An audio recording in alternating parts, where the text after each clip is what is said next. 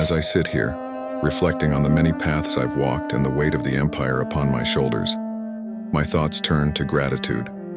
I am not the man I am today by my own merit. I owe everything to the teachings, virtues, and examples of those who came before me, those who shaped my soul, guided my reason, and tempered my heart.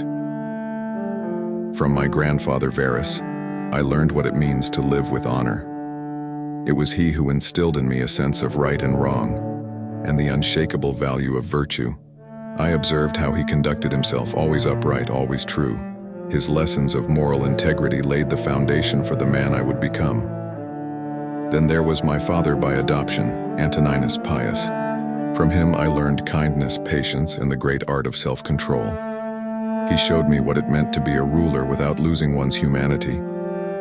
In his calm demeanor, I saw that true strength lies not in anger, but in staying composed when others might falter. He was a man who avoided luxury, who found joy in simplicity. And from him, I learned to do the same. From my mother, I learned piety, generosity, and a quiet kind of wisdom. She lived humbly, never seeking luxury or excess. Her heart was filled with compassion, and through her, I came to understand the beauty of simplicity, the importance of humility. My great-grandfather taught me another lesson, one that has served me well: to mind my own affairs, to focus on my duties rather than idle talk or the gossip of others. In this, I learned the power of attention and the art of self-discipline. From my tutor, I learned honesty and the value of a cheerful spirit. He taught me that truth must be the foundation of all things, and that even in serious matters, a kind and joyful heart makes the burden lighter. Diognetus showed me the futility of trivial pursuits, the hollowness of superstition. From him I learned that time is precious, and we must guard it closely. His wisdom steered me towards philosophy, guiding me to seek reason and reject the irrational. Rusticus. From him I learned perhaps the most valuable lessons of all. He introduced me to the teachings of Stoicism, but not as mere theory. He taught me how to live it. He showed me how to reflect on my own mistakes, to take criticism with grace, and above all, to avoid engaging in empty arguments. Rusticus gave me the tools to become the philosopher I am today.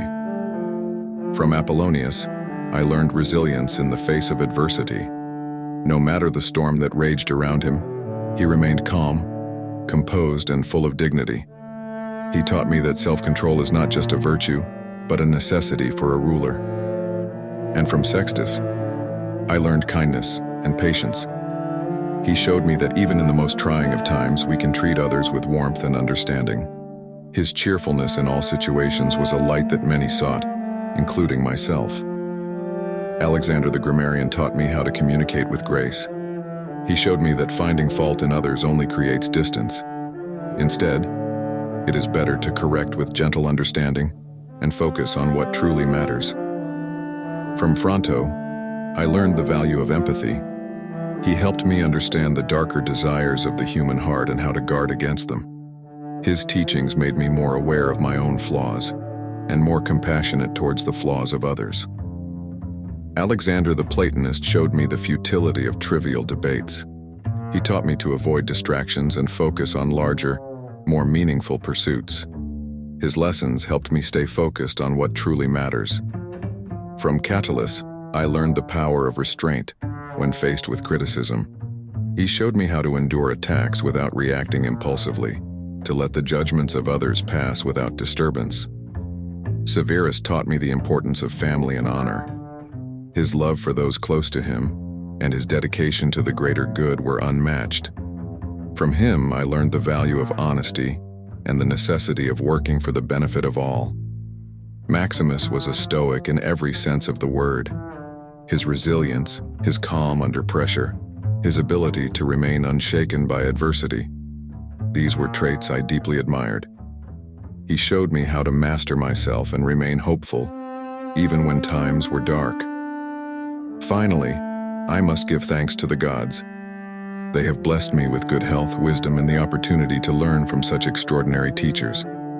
Their providence has guided me on this path, and for that, I am eternally grateful. In the end, I am not a man of singular greatness, but a product of many influences.